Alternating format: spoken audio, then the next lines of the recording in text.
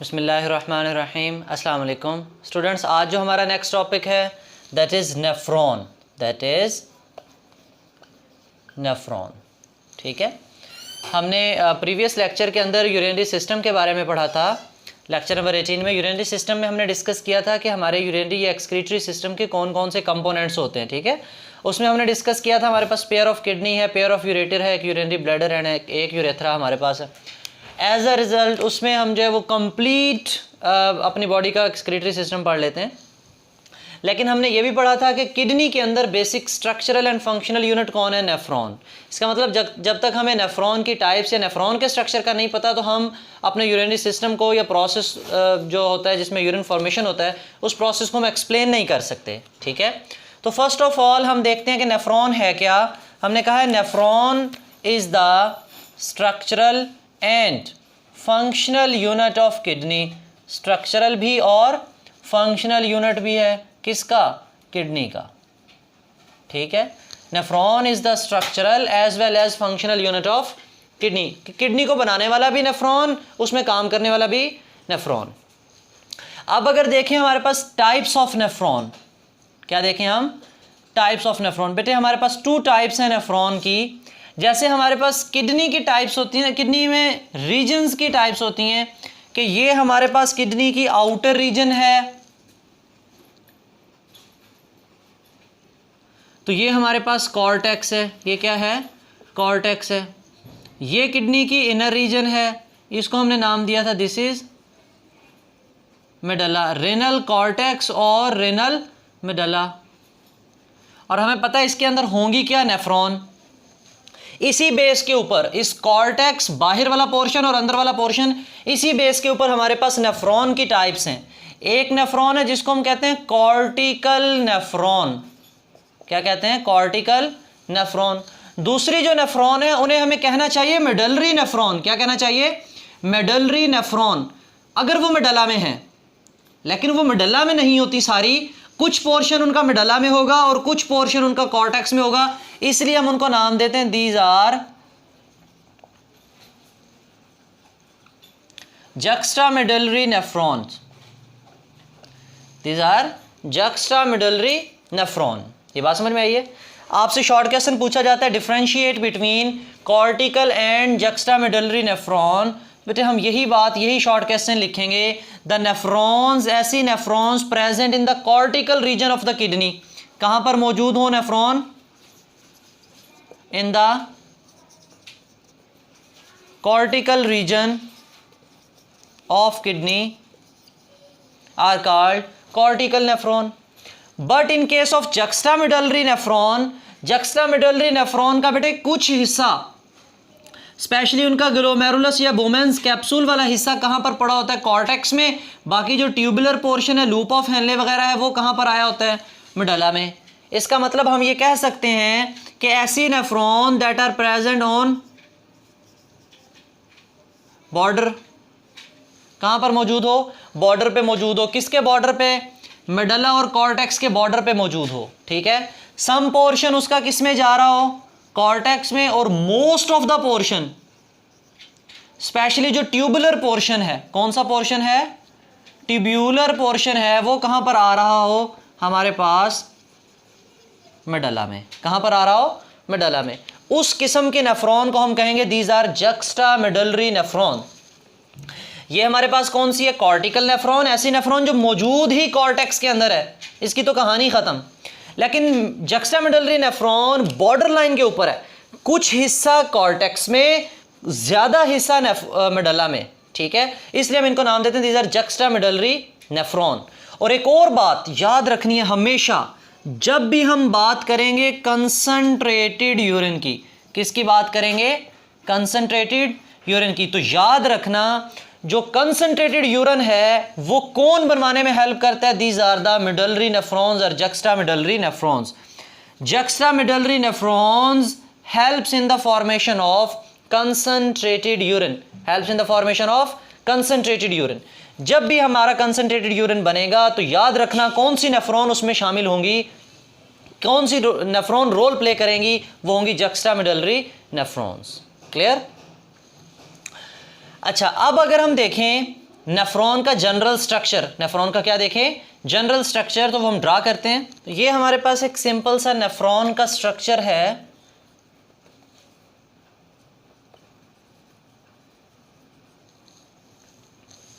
इसको जरा आपने गौर से समझना है। अल्हम्दुलिल्लाह। नेफ्रॉन के स्ट्रक्चर में बेटे हमारे पास दो मेन चीजें होती हैं। एक पोर्शन होता है जिसको हम कहते हैं नॉन ट्यूब्यूलर पोर्शन। कैसा पोर्शन है? Non tubular portion. और जाहिर बात है जो दूसरा पोर्शन होगा उसे हम नाम देंगे दिस इज ट्यूब्यूलर पोर्शन। ठीक है। अच्छा, जो नॉन ट्यूब्यूलर पोर्शन है इसके मजीद दो हिस्से हैं हमारे पास। कितने हिस्से हैं? दो। एक हिस्से को हम कहते हैं दिस इज ग्लोमेरुलस और दूसरे हिस्से को नाम देते हैं बोमेंस कैप्सूल। क्या नाम देते हैं? बोमेंस कैप्सूल। और जो हमारे पास ट्यूबुलर पोर्शन है इसमें तीन मेजर हिस्से हैं, बाकी माइनर हैं। उनको फिर फर्दर क्लासिफाई करते हैं। मेजर हमारे पास क्या है? प्रॉक्सिमल कॉन्वोलेटेड ट्यूब्यूल, फिर हमारे पास loop of Henle and then distal convoluted tubule.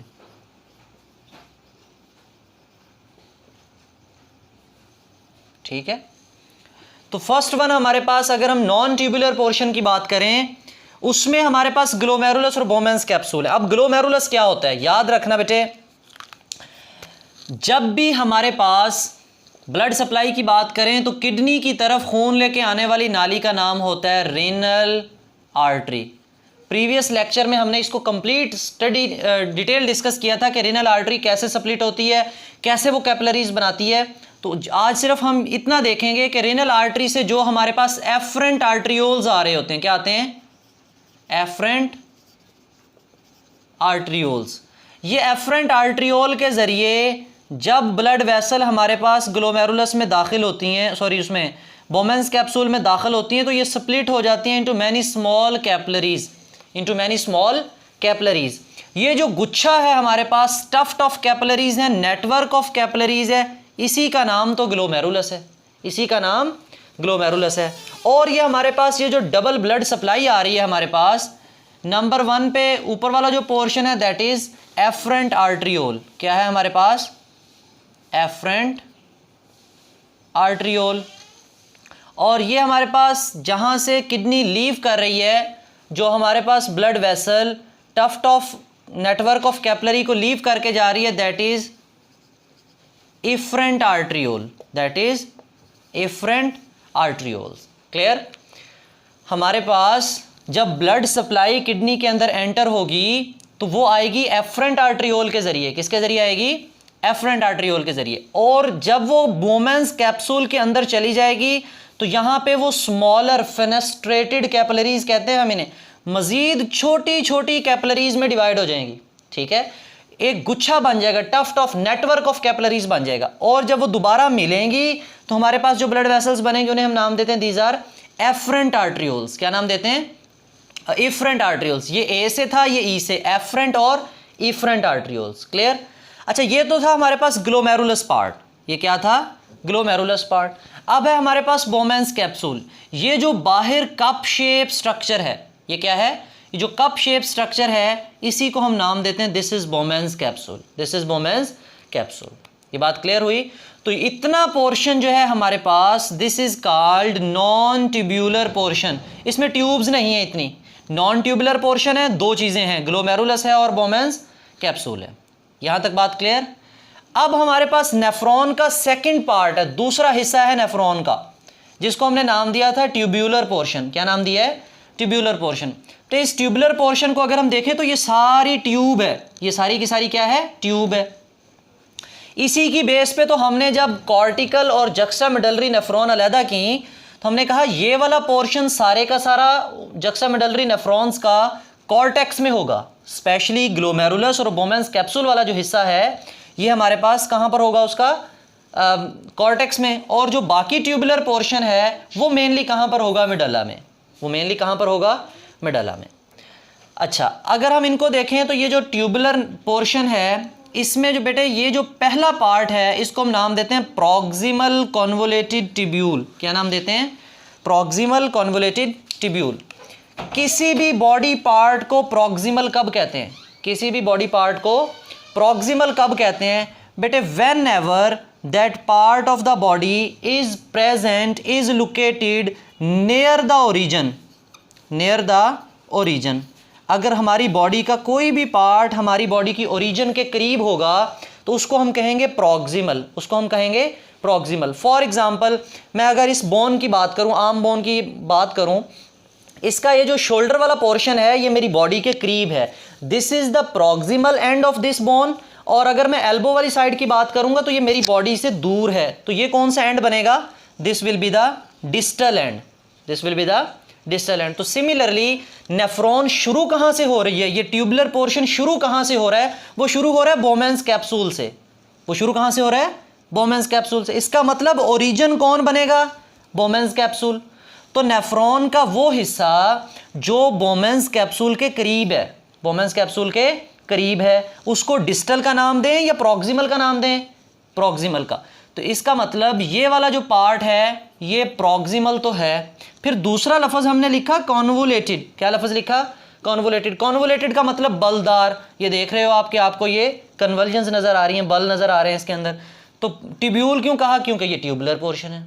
तो प्रॉक्सिमल कॉन्वोलेटेड ट्यूब्यूल क्या बना, ये प्रॉक्सिमल कॉन्वोलेटेड ट्यूब्यूल। अच्छा जी, उसके बाद हमारे पास है यू शेप्ड। क्या है, यू शेप्ड पोर्शन है जिसको हमने नाम दिया this is loop of Henley, this is loop of Henley. अब इस लूप ऑफ हेनले में भी हमारे पास टाइप्स हैं। देखो ये वाला जो लूप है ये नीचे की तरफ आ रहा है, इसलिए हम इसको नाम देते हैं this is descending limb of loop of Henley. इसको हम क्या नाम देते हैं,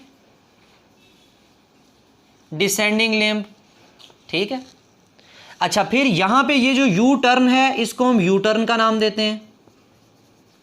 क्लियर। जब इससे हम आगे चले जाते हैं तो अब नेफ्रॉन ये ऊपर की तरफ जाना शुरू हो गई, इसका मतलब ये एसेंडिंग लिम्ब है। ये क्या है, जब एसेंडिंग लिम्ब है तो एसेंडिंग लिम्ब भी हमारे पास टू टाइप का है। एक तो ये देखो यहां पे थिन है, ये क्या है, थिन है, पतला है, इसको हम नाम देते हैं दिस इज थिन एसेंडिंग। आगे जाके थोड़ा सा मोटा हो जाता है, इसको हम नाम देते हैं दिस इज थिक एसेंडिंग। ठीक है। लूप ऑफ हेनले के अंदर भी हमारे पास एक डिसेंडिंग लिम्ब है, फिर यू शेप पोर्शन है, and then thin ascending and then thick ascending है। उसके बाद लास्ट पोर्शन आ गया हमारे पास इसका ट्यूबुलर सिस्टम का, that is distal convoluted tubule, that is distal convoluted tubule. अब डिस्टल कॉन्वोलेटेड, डिस्टल का मतलब दूर है ओरिजिन से, और कॉन्वोलेटेड क्यों कहा, बिल्कुल पहले की तरह बलदार है, इसलिए हमने इसको नाम दे दिया this is distal convoluted tubule. ठीक है। अच्छा जी, और लास्ट पोर्शन है हमारे पास, ये है कलेक्टिंग डक्ट। ये क्या है, अब ये कलेक्टिंग डक्ट में देखो डिफरेंट पार्ट्स हैं कि जगह जगह से नेफ्रॉन इसके साथ अटैच होंगी। ठीक है, ये अटैचमेंट साइड्स है नेफ्रॉन की। तो जितनी भी नेफ्रॉन है सब की सब ड्रेन होंगी, कहाँ पर आके ओपन होंगी, कहाँ पे अपना जो है वो ग्लोमेरुलर फिल्ट्रेट या यूरिन जाके जो है वो ड्रेन करके आएंगी, वो है कलेक्टिंग डक्ट। वो क्या है, कलेक्टिंग डक्ट। ये तो था हमारे पास नेफ्रॉन का ट्यूबुलर स्ट्रक्चर, लेकिन इसके साथ साथ हमारे पास जो फिल्ट्रेशन होनी है, होनी तो ब्लड से है, और वापस फिर रीएब्जॉर्प्शन भी होनी है। वापस क्या होनी है, रीएब्जॉर्प्शन। तो रीएब्जॉर्प्शन भी किस में होनी है, वो भी ब्लड में होनी है। तो वो ब्लड वेसल्स कहाँ हैं जिनमें वापस रीएब्जॉर्प्शन होनी है, अब हम जरा उनके बारे में बात करते हैं। अब जब किडनी के पास ब्लड सप्लाई आ रही थी एफरेंट आर्ट्रियोल के जरिए, किसके जरिए आ रही थी, एफरेंट आर्ट्रियोल के जरिए, तो बेटे एफरेंट आर्ट्रियोल से ही डिफरेंट ब्रांचेस राइज होती हैं। एफरेंट आर्ट्रियोल से ही क्या राइज होती हैं, डिफरेंट ब्रांचेस। अब वो ब्रांचेस जो हैं वो आके किसके साथ इंटरमिंगल करती हैं, मैंगल किसे कहते हैं, मैंगल होना, मर्ज हो जाना, मिल जाना। ठीक है। और जैसे हम अपनी उर्दू ज़बान में मंगनी कहते हैं, जैसे मर्ज हो जाना, किसी के साथ लिंक हो जाना, तो मैंगल का मतलब भी क्या है, लिंक हो जाना। क्या हो जाना, लिंक हो जाना। तो हम कहते हैं कि एफरेंट आर्ट्रियोल से एक पूरा नेटवर्क ऑफ कैपिलरीज निकलता है, नेटवर्क ऑफ कैपिलरीज। उस नेटवर्क ऑफ कैपिलरीज को हम नाम देते हैं, this is peritubular network of capillaries. क्या नाम देते हैं इस नेटवर्क को? Peritubular network of capillaries. ठीक है, हैं तो कैपिलरीज ही ना, जब आर्ट्रियोल डिवाइड होंगे तो कैपिलरीज बनेगी। ये जो पेरिटिब्यूलर नेटवर्क ऑफ कैपिलरीज है, ये स्पेशली इंटरमेंगल है, किसके साथ मिला हुआ है, किसके साथ लिंक्ड है? With proximal convoluted tubule and distal convoluted tubule. Proximal convoluted tubule and distal convoluted tubule. अच्छा, फिर एक और बात भी है, इनसे पेरिटिब्यूलर नेटवर्क ऑफ कैपिलरीज जब मिलके हमारे पास, खास तौर पे अगर हम बात करें जक्स्टा मिडलरी नेफ्रॉन की, किसकी बात करें? जक्स्टा मिडलरी नेफ्रॉन, तो उसका जो खास तौर पे लूप ऑफ हेनले वाला पोर्शन है वो कहाँ पर आया हुआ होता है? मिडल्ला में। कहाँ पर आया हुआ होता है? मिडल्ला में। इसलिए अब हम कहते हैं कि ये जो हमारे पास पोर्शन है पेरिटिब्यूलर नेटवर्क ऑफ कैपिलरीज का, ये दोबारा मिक्सअप होके मिल के एक और नेटवर्क बनाता है हमारे पास, जो नीचे डाउन लूप ऑफ हेनले की तरफ आता है। किसकी तरफ आता है? लूप ऑफ हेनले की तरफ। इस लूप ऑफ हेनले की तरफ आने वाले रास्ते का नाम है, इस ब्लड वेसल का नाम है, ये जो इतनी मोटी मैं ब्लड वेसल बना रहा हूँ, इसका नाम है बेटे वेजा रेक्टा। क्या नाम है? वेजा रेक्टा। ठीक है, और याद रखना, आपने अभी कुछ देर पहले पढ़ा कि कंसंट्रेटेड यूरिन बनाने में, क्या बनाने में? कंसंट्रेटेड यूरिन बनवाने में कौन सी हमारे पास नेफ्रॉन के पोर्शन का जो है वो रोल होगा? मेन जक्स्टा मिडलरी नेफ्रॉन का। किसका होगा? जक्स्टा मिडलरी नेफ्रॉन का। और उस जक्स्टा मिडलरी नेफ्रॉन के स्पेशली किस हिस्से का रोल होगा कंसंट्रेटेड यूरिन बनवाने में? इस लूप ऑफ हेनले का। और इस लूप ऑफ हेनले को मेनली जो ब्लड वेसल सराउंड कर रही है उसका नाम that is vasa recta. That is vasa recta. There is a huge contribution, main role होगा जब हम कंसंट्रेटेड यूरिन बनाएंगे, किसका? वेजा रेक्टा का। ठीक है, इसी वेजा रेक्टा की प्रेजेंस की वजह से हमारे पास यहाँ पे कंसंट्रेटेड यूरिन बनेगा। क्या बनेगा? कंसंट्रेट। एक फिनोमेना पढ़ेंगे काउंटर करंट मल्टीप्लायर, वो भी किस वजह से होगा? वो भी वेजा रेक्टा की वजह से होगा। ठीक है, तो ये बात समझ में आ गई। हमारे पास अब कंप्लीट एक्सटेंसिव सप्लाई देखें तो पेरिटिब्यूलर नेटवर्क ऑफ कैपिलरीज यहाँ से एफरेंट आर्ट्रियोल से निकलता है। बाजुकात हमारे पास डिफरेंट ब्लड वेसल्स अराइज होती हैं, इफरेंट आर्ट्रियोल से भी निकल के जाती हैं। एफरेंट और इफरेंट, यहाँ पे ऑक्सीजनेटेड और डीऑक्सीजनेटेड ब्लड का चक्कर नहीं है, लेकिन यहाँ पे जब नेफ्रॉन की स्ट्रक्चर को हम ब्लड सप्लाई देंगे तो वहाँ पे आधा ऑक्सीजनेटेड और डीऑक्सीजनेटेड का चक्कर होगा। ठीक है, तो ये हमारे पास पेरिटिब्यूलर नेटवर्क ऑफ कैपिलरीज है जो डिस्टल और प्रॉक्सिमल पार्ट को सराउंड किया हुआ है, और ये हमारे पास पोर्शन है लूप ऑफ हेनले के गिर्द जिसको हम नाम देते हैं दिस इज वेजा रेक्टा। ठीक है, और उसके बाद सारी की सारी जो है वो कहाँ पे जाकर ड्रेन हो जाती हैं? कलेक्टिंग डक्ट में। इसके रीडिंग कर लेते हैं। नेफ्रॉन के बारे में लिखा हुआ है कि पेज नंबर 12 के ऊपर, nephron the functional units. Nephron क्या है? Functional unit. पहली बात की थी हमने कि स्ट्रक्चरल और फंक्शनल दोनों यूनिट हैं। In human kidney are arranged along the two distinct region. Kidney में दो रीजन्स होती हैं, एक रीनल कॉर्टेक्स, दूसरी रीनल मिडला। कॉर्टेक्स बैरूनी रीजन, मिडला अंदरूनी रीजन। फिर हमने कहा कि the nephron arrange along the cortex are called cortical. जो नेफ्रॉन बाहर वाले पोर्शन में होंगी, यहाँ पे कॉर्टेक्स में, उनको हम नाम दे देंगे ये कॉर्टिकल नेफ्रॉन है। होना तो ऐसे चाहिए था, अब अगली नेफ्रॉन सारी की सारी मिडला में होती, उसको हम नाम दे देते मिडलरी नेफ्रॉन, जिस तरह इसको कॉर्टिकल नेफ्रॉन का नाम दिया। लेकिन ये सारी की सारी मिडला में नहीं है, इसका कुछ पोर्शन कॉर्टेक्स में घुसा हुआ है, बाकी पोर्शन मिडला में है, इसलिए हम इसको नाम देंगे juxta medullary nephron. However, those arranged alongside the border of the cortex and medulla with their tubular system looping deep in inner medulla, उनका जो ट्यूबुलर सिस्टम है, ये ट्यूबुलर सिस्टम ये वाला लूप ऑफ हेनले वगैरह, ये आया हुआ होगा मिडल्ला में। उनका जो ग्लोमेरुलर वगैरह पार्ट है, ये थोड़े थोड़े ऊपर वाले पार्ट कहाँ पर मौजूद होंगे? रेनल कॉर्टेक्स में। In the inner medulla are called juxta medullary nephron. These juxta medullary nephron, इनकी इंपॉर्टेंस क्या है हमारी बॉडी में? Nephrons are specifically instrumental in the production of concentrated urine. Concentrated urine बनाने में कॉर्टिकल नेफ्रॉन का role है, ये जक्स्टा मिडलरी। तो क्या ऑप्शन होगा? जक्स्टा मिडलरी नेफ्रॉन्स का। इन ईच नेफ्रॉन, अगर हम स्ट्रक्चर देखें तो each inner and is cup shape. तो याद रखना, ये जो हमारे पास पोर्शन है, जैसे मैंने सिंपल नेफ्रॉन बनाई, ऐसा होता नहीं है, ऐसा नहीं होता। ये वाला पोर्शन यहाँ है, लूप ऑफ हेनले इसके ऊपर से यहां से निकलेगा और यूं होता हुआ नीचे आएगा, ठीक है। अगर असल नेफ्रॉन का स्ट्रक्चर देखें, यहां तो मैंने सीधा करके आसानी के लिए बनाया, अगर असल में देखें तो ये प्रॉक्सिमल कॉन्वोल्यूटेड ट्यूब्यूल इधर की बजाय इसी के ऊपर से होता हुआ नीचे आता है। तो अगर हम उसको नीचे से देखें तो उसका इनर पोर्शन जो होगा दैट इज द बोमेंस कैप्सूल और ग्लोमेरुलस। इसलिए हमने कहा कि in each nephron inner and form the cup shape swelling called बोमेंस capsule, ये कप शेप स्वेलिंग है, and it is around the ball of capillaries called glomerulus. Glomerulus circulates the blood through the capsule as it arrives through the afferent arteriole and leaves the capsule by efferent arteriole. Afferent arteriole से blood आएगा, efferent arteriole से बाहर निकल जाएगा। अच्छा, the blood vessels subdivide again into another network called peritubular network of capillaries. ये जो blood vessels हैं, ये जो afferent वाली हैं और efferent वाली हैं, ये again divide होके ऐसा network of capillaries बनाते हैं जिसको हम नाम देते हैं this is peritubular network of capillaries. ये glomerulus की capillaries हैं और ये peritubular हैं। पेरिटिब्यूलर नेटवर्क ऑफ कैपिलरीज कहां पर होंगी? अच्छा, Bowman's capsule continuous as extensively convoluted proximal loop of Henle and distal. वो कहता है बोमेंस कैप्सूल जारी रहता है, proximal convoluted tubule, loop of Henle, distal convoluted tubule and then into the collecting duct which empties into the collecting tubules. The collecting tubules open into the pelvis. हमें पता है kidney में ये वाली जो रीजन होती है इसको हम नाम देते हैं दिस इज रीनल पेल्विस। तो सारी कलेक्टिंग ट्यूब्यूल आके यहाँ पे ओपन होती है पेल्विस में, और pelvis is the base of ureter. Pelvis is the base of ureter. The collecting tubule open in the pelvis. The filtrate from the glomerulus passes through these structures and is processed. फिर इसको process किया जाता है, हम process पढ़ेंगे इसको next lecture के अंदर।